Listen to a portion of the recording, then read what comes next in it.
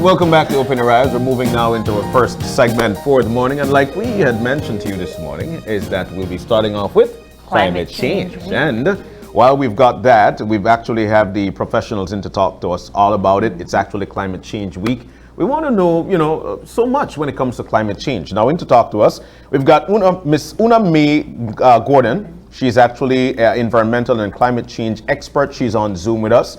We have Dr. Lennox Gladden in with us. He's the Chief Climate Change Officer. We've got Sumeet Betancourt, Emission Factor Lead Officer, and Daril, Avila, Caribbean Youth Environment Network Representative. I got it correct? Everything correct? That's right. Good morning and welcome. Good morning, gentlemen. Good morning and welcome, and happy Climate Change Week. Is it a happy climate change week? Well, I mean, when we talk about Climate Change Week, there's so many things that we'll be actually touching on, and we know that things are tough at this point. So I'd like to get to Dr. Gladden first and ask the question, what is climate change? When we hear climate change, what are we talking about here? Okay, so, actually it was mentioned yesterday, right? Whereby of course there's a generic definition of climate change. We're quite familiar with that. But for us, it's important to take a more national view as it relates to climate change, the impacts that we're seeing. It refers to, of course, the change of weather patterns, stuff of that nature. But from a national perspective, climate change, what it means for Belizeans, we look at some of the vulnerabilities, some of the social implications of the change in weather, the increased temperature, the more intensified tropical storms, hurricanes, like the ones that we've experienced over the past couple of days. So when we discuss climate change, and I know definitely Una May can weigh in because she gave a very good synopsis of the reality of climate change, not only from our context, because I'm talking about from our context, but the regional context, where sometimes it becomes misleading when we discuss climate change. So let's get Miss Una in on this because I feel it's very important. For everything to be successful, there must be a buy-in, and people need to understand how important this is. So, Miss Una, can you give us a little synopsis of what you had mentioned yesterday, and then we go from there? Good morning again. Morning to your listeners. Great to be back in Belize to be doing this. And you asked the question earlier. Let me weigh in on that. If it can be happy Climate Change Week. Yes, it is a really good time to be having this discussion, considering what is happening in Belize this week. And so we could not be having this national discussion at a more opportune time, where we are really zooming in on the issues, the impacts. And I'm in San Ignacio. I mean, the impacts are just right there front and center in our faces. And so we had a meeting yesterday morning just sensitizing, crowding in the indigenous people from all over Belize, and they were here. And they had to wade their ways through floods and so to be here to get this information. And then in the afternoon, we had the youth. And so part of the message I was sending is that climate change is a whole of society, and tackling climate change is a whole of society, whole of government, whole of people initiative. And unless everybody have the same information and have the same put in the same effort to tackle the issues, then we are moving at snail pace. The matter is really, really urgent as we speak. So not really happy times for some of the people, but a happy time for the experts that we have an opportunity to discuss it, and we don't have to be explaining away the impacts because they're right there in our faces. I've been looking at some of the flyers, and I feel it's very important, especially for this event. Right. But this event she was referring to was the Indigenous Peoples and Youth Climate Change and Biodiversity Sensitization session. Yes. But let me quickly be devil's advocate here, and I'd like to ask the question once again to Miss Una. Folks will tell you that, you know what, the weather has been changing a lot ever so long, ever since the inception of this world. Things that happen, things that change and whatnot. So what makes it something for us to be watching now? Dr. Gladden, you could take it, or Una, you could take it as well. You know, the weather has been changing, and I can tell you, there is something in climate change that is called slow onset event. These are the things that creep up on us. So if I can remember coming to Belize where the nights were hot, but they were not so hot. So yes, the weather has been changing, but the dramatic changes that are taking place now, the storms, we live in an hurricane belt across the Caribbean. So we always have hurricane. But can you imagine the intensity of the hurricanes now? Before we had a category 1 and a category 2, and we know they are coming in. Now the categories are off the scale. So yes, it is changing, but if you realize how hot when it changes now, how massive the changes are, where we have temperatures in the region now at 36 degrees. In Jamaica a couple days ago in the summer, we have 38. Where did we ever get those temperatures in a region like ours? We had 29, 31 degrees in the shades, right? But now it's really, so it's changing. But look at the unprecedented nature, and that's what climate change is all about. It is telling us that things are really getting worse, and something really, we know what is causing that. I want to touch on the events that are happening this week. And yesterday was the event that Ms. Una gave her speech at in terms of Indigenous peoples and youth climate change. I want to get Daril on this conversation. Let's talk about what the youth are discussing in terms of climate change, because we have been talking about climate change a lot, and it's been surrounding certain generations. They're more active in terms of having this discussion.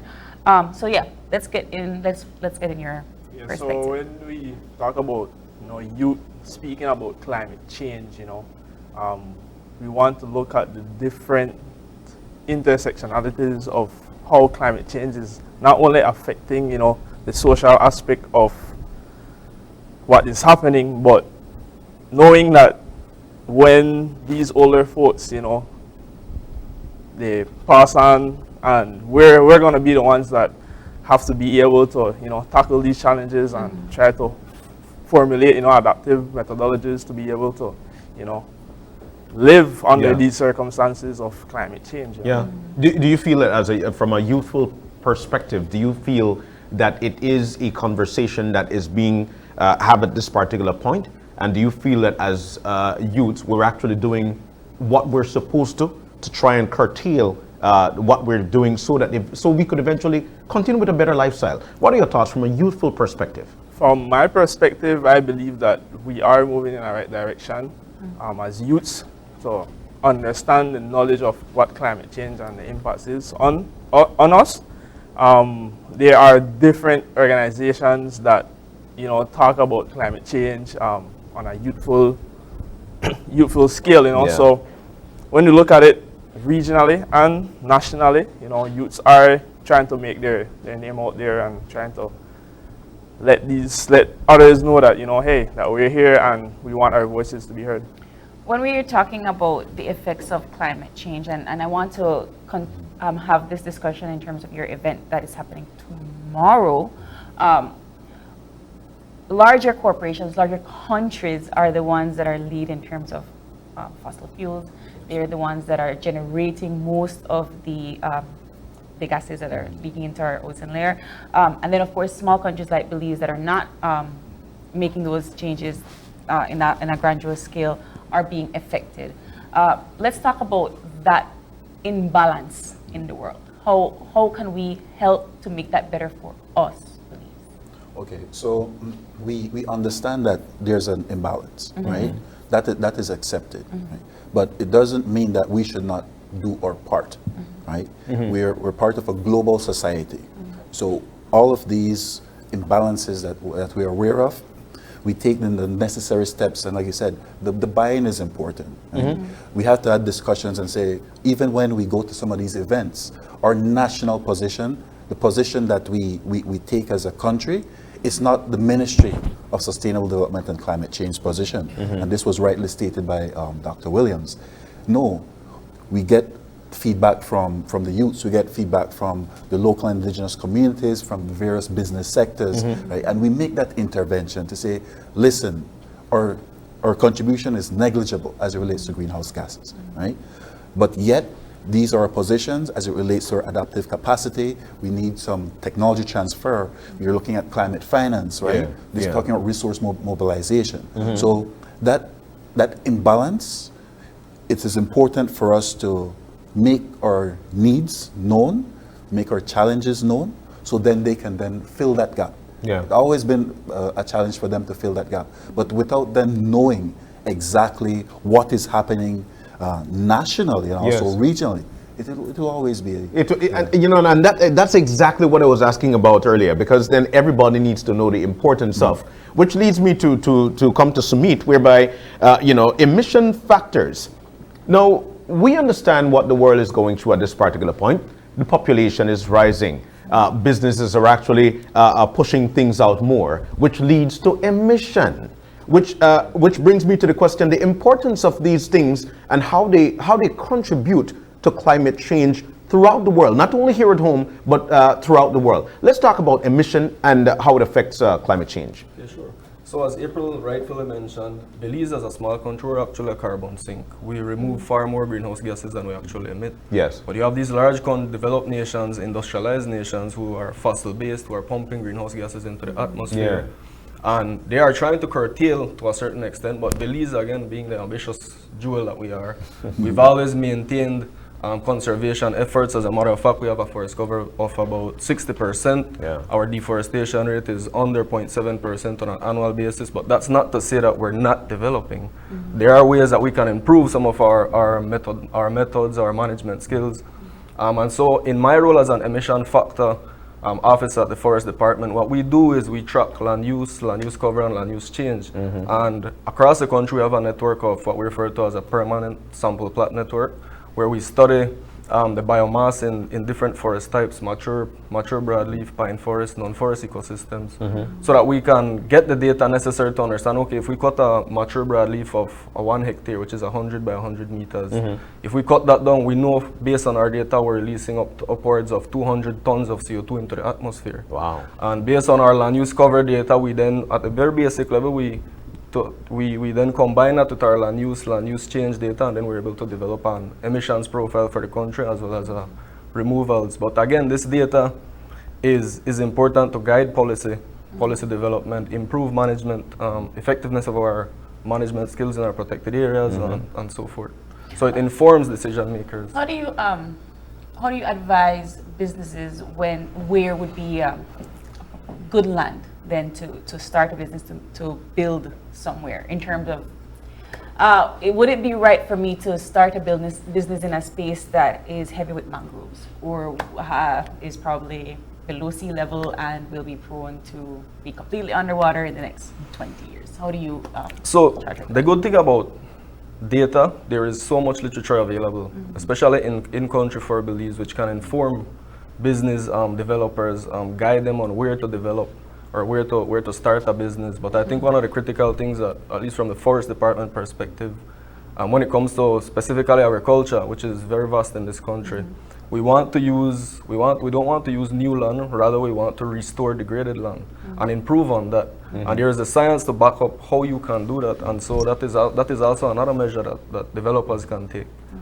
We're pushing Climate Change Week and having this discussion more so than, I think we may have this discussion 20 years ago, but this discussion more so in terms of the events. Talk to us about the event tomorrow and how you're wrapping things up with Climate Change Week.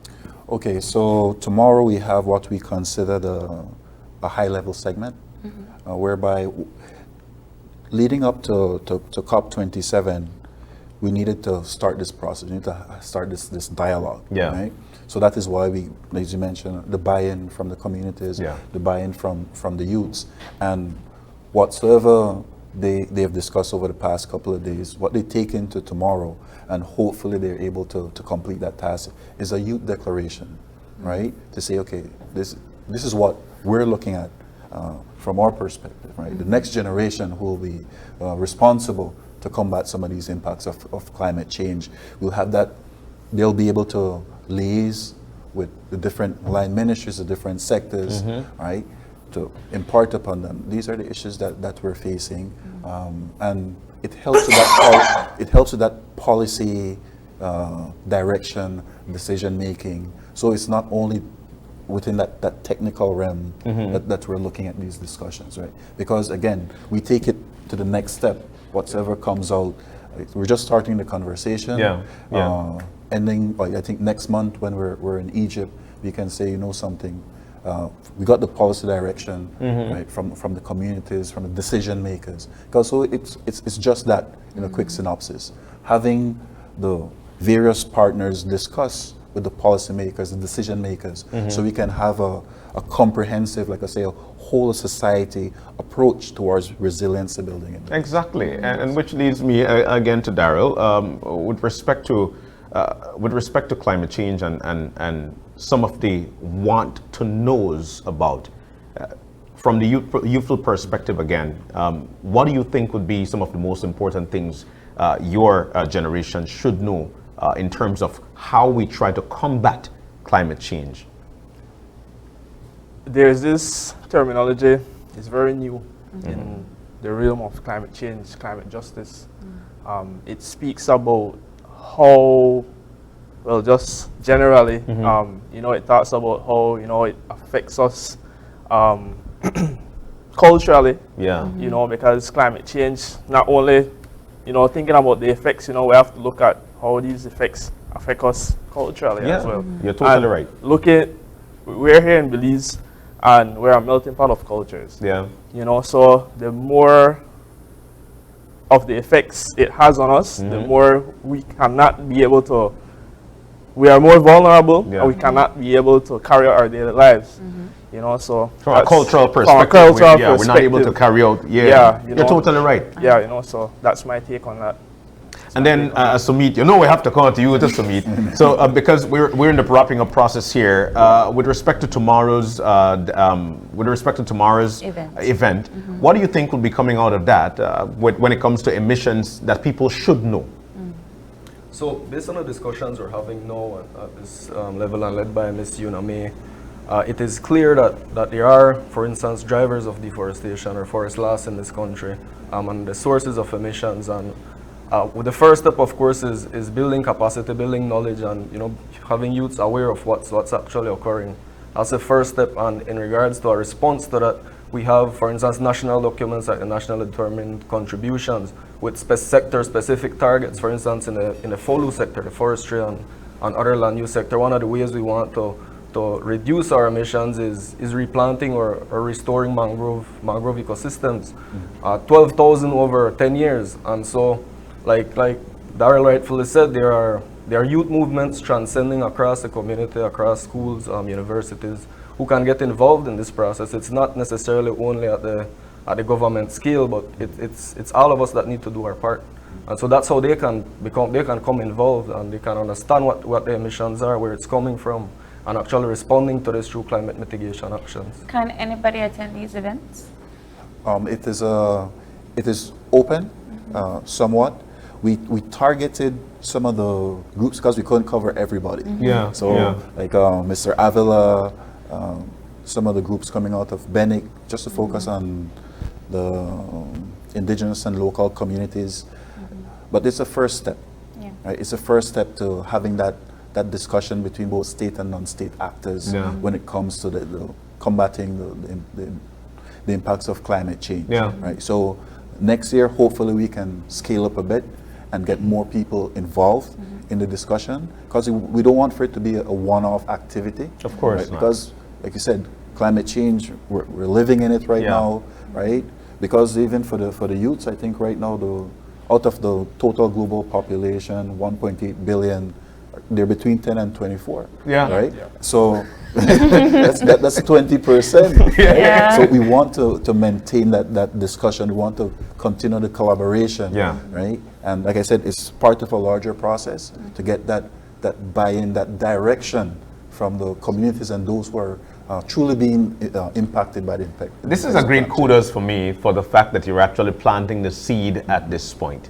Thereafter, we reap the benefits of but everybody have to understand how important that plant is. Speaking of that, and I'll come to you, Sumeet. I've got to say kudos to the Bowen and Bowen group, who 2 weeks ago actually was in front of Belize City planting mangroves because of the importance of these plants with respect to climate change and with respect to erosion. That's right. And so this is the important part of it.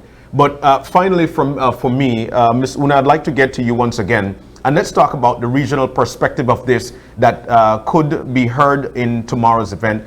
She'll be a part of it, right? There you go. There we go. So you being the facilitator, Ms. Una, what can folks look forward to for tomorrow's event?